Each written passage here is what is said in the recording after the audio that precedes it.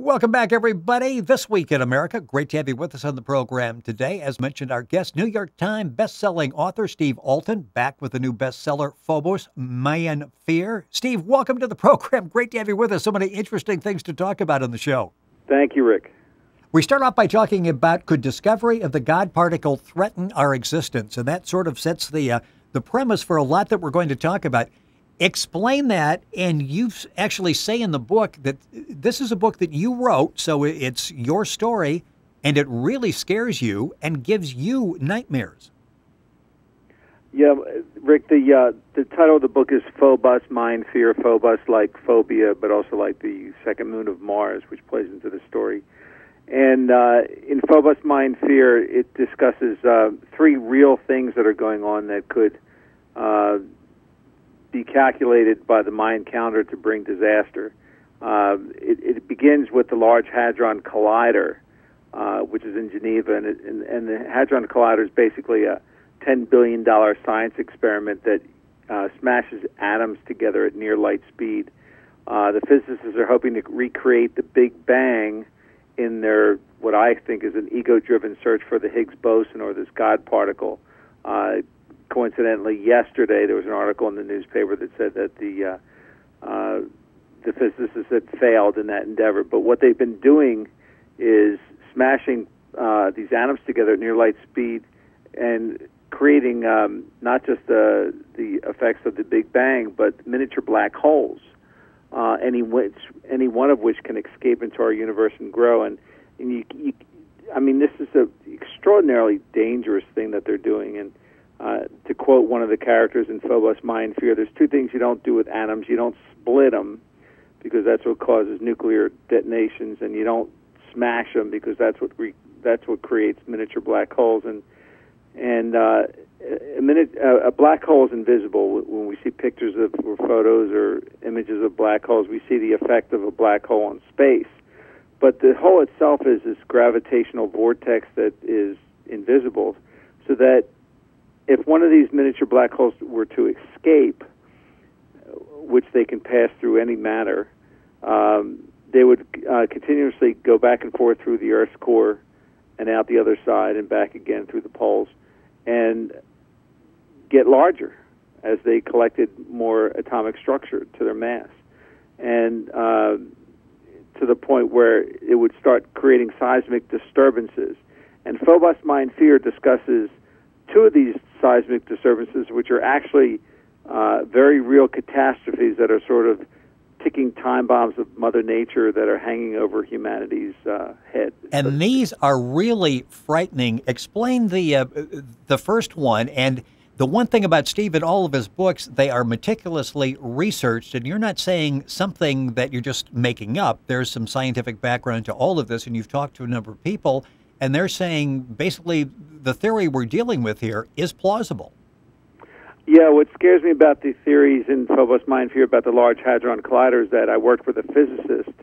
When I was writing the book, I used to send him chapters. He's a fan of mine, and he would write me back all this gobbledygook that I couldn't understand, but the gist of it was, you know, you're accurate, you're right, this is a definite threat.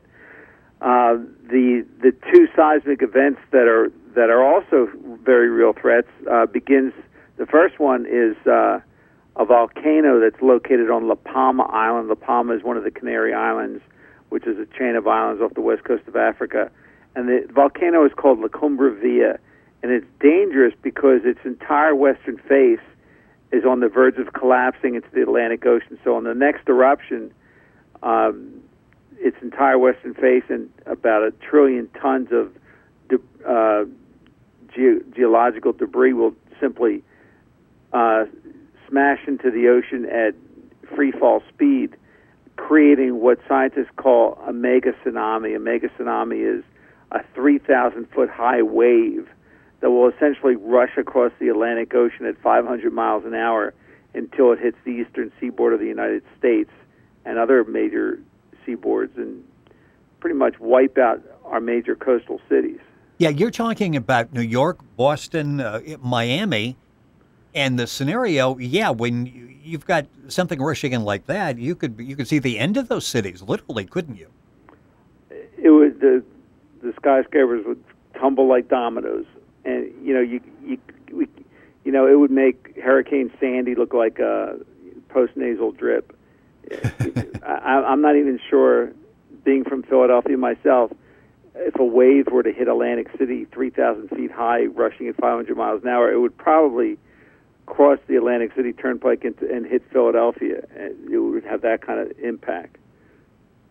And you've got video of this that you can see at YouTube. And if you go to our website, thisweekinamerica.us, we'll have links on there as well. And Steve's website, which is excellent, by the way, stevealten.com, ALTEN. Information on Phobos, Mayan Fear, all of Steve's books, and some great video there as well. Yeah, you mentioned Sandy. We saw some video from Sandy, and we saw things that we never thought we would see in New York City. It shows how that whole coastline is vulnerable, and what you're talking about is much more dramatic than what we witnessed with Sandy. Yeah, from a movie perspective, it's eye candy. From a realistic perspective, it's a nightmare. And it would be very difficult to escape a wave that moving that quickly, that high. But the second seismic event mentioned in Phobos, Mayan Fear, created by the Large Hadron Collider, is even worse. It's in Yellowstone National Park, and I don't know if your listeners know this, but beneath Yellowstone National Park, underground, is this pocket of magma that's known as a caldera.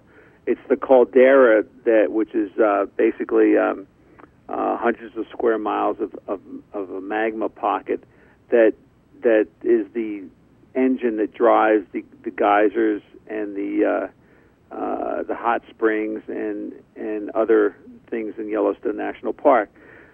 Well, the caldera is like a supervolcano. It's erupted 3 times in our history, in our planet's history, in intervals of about 400,000 years. So the next eruption is overdue, and the scientists, geologists have been watching it pretty closely.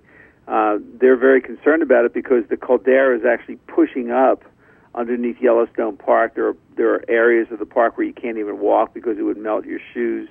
The ground is so hot, and there's a lake there that's actually being pushed up, so it's bulging so that the waters of the lake are spilling into the nearby woods. When the caldera erupts again, and at some point it will erupt again, it'll unleash an ash cloud in the atmosphere that's equivalent to 10,000 Mount St. Helens volcanic eruptions, and what will happen is the ash cloud will blot out the sun's rays and lead to an ice age. And it's easy for me to say that, but these are things that have happened in Earth's past. About 78,000 years ago, there was a smaller caldera that erupted, I believe, in Asia, and the devastation not only caused an ice age, but wiped out nearly every human being on the planet at the time. The few thousand survivors are basically the ancestors that seeded our 7 billion population. So it's pretty scary what these calderas can do, and Yellowstone's a big one. So these seismic threats that we're talking about could accidentally be triggered by a miniature black hole, which you talk about in the book.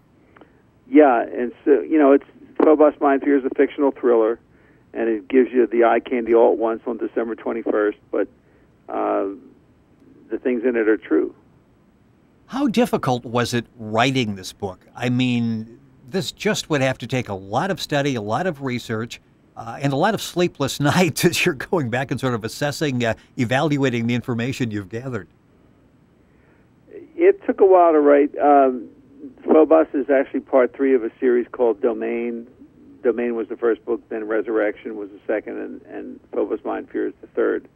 And as I said in the beginning of the book, if I had known about the Large Hadron Collider and these other things when I wrote the first book back in 1998, there would have only been one book, and that would have been this one, because this is everything that the Mayan calendar is described as the catastrophe to come.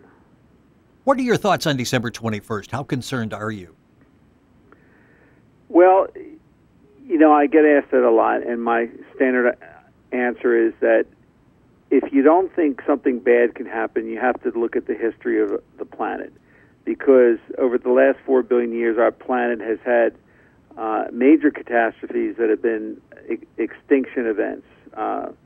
One of the last ones I mentioned, the caldera, Before that, 65 million years ago, an asteroid about 7 miles in diameter hit Earth off the Gulf of Mexico in the Yucatan, where the Yucatan Peninsula is now, and wiped out the dinosaurs. And the dinosaurs have been around hundreds of millions of years.